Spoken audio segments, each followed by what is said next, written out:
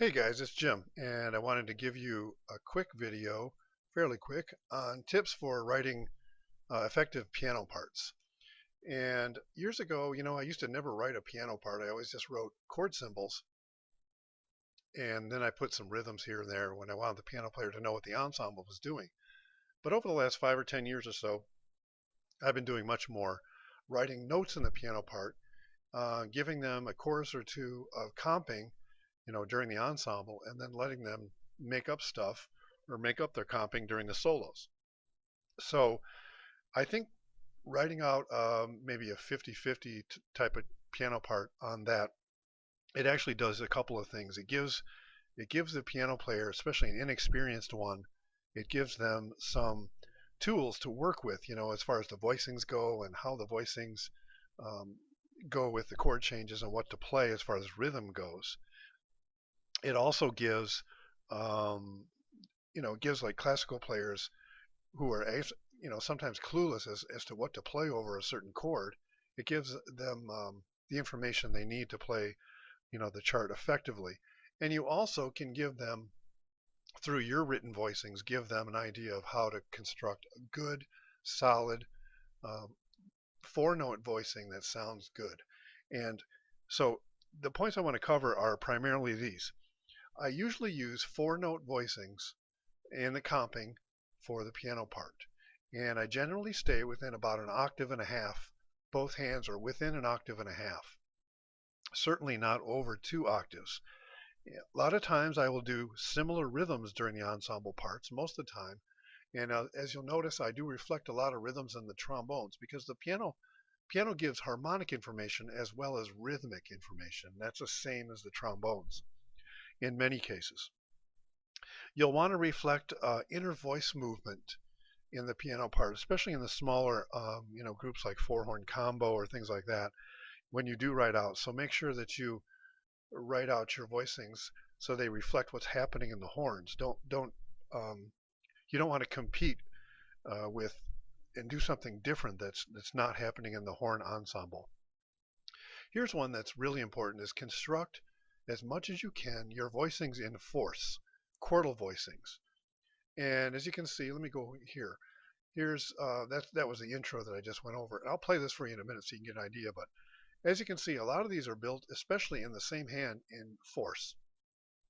So force, especially if you can do force all the way up, really make the chords sound complete and full, maybe more full than um, if they weren't written in force.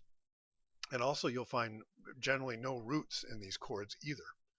So let me give an example here. Here's a C7. Here's something. Here's a point where I reflected the trombones. They have actually a C7 suspended, a C9 sus right on the first eighth of the second beat, moving to a C7 flat 9 there, and that's exactly what the trombones had as well.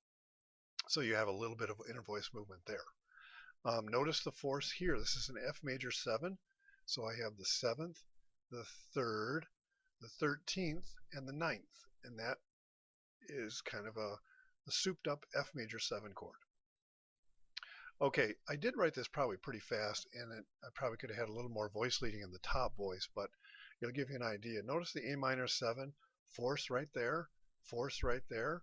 7th moving to the 3rd of the D plus 7 chord, and D plus 7 sharp 9, 3rd, 7th there in the left hand, sharp 9, and there's the um, plus 5 there, the augmented 5th, and then moving back to those traditional things. So see if we can go on here.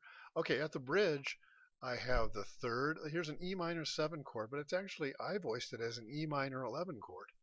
I've got the 11 in the top, the 9th in the next one, the 7th there, and the 3rd there. So notice how we stay within just over an octave, and this moves nicely to the 3rd and 7th of an A7 chord. Here I have the 9th and the 13th. So get used to adding upper extensions in the right hand and keeping the good basic information of 3rds and 7ths in the left hand. Okay, moving on. I'll play this for you in a minute so you can see, but um, as you can see, it's not a complicated part. Here's one 5-note voicing right here, and this reflects the horn. It's actually 6-note voicing. We have the 3rd, 7th, flat 9, sharp 11, 13th, and flat 9 there. So I double the flat 9, which is fine to do. I didn't want to put a C in the top there because it would kind of clash with the flat 9 voicing. So it's a pretty hardcore um, altered dominant chord. Okay, let me play this for you, and you'll see. Now I want you to keep in mind, listen for the rhythmic and the voicings in the piano, especially as they relate to how the trombones sound.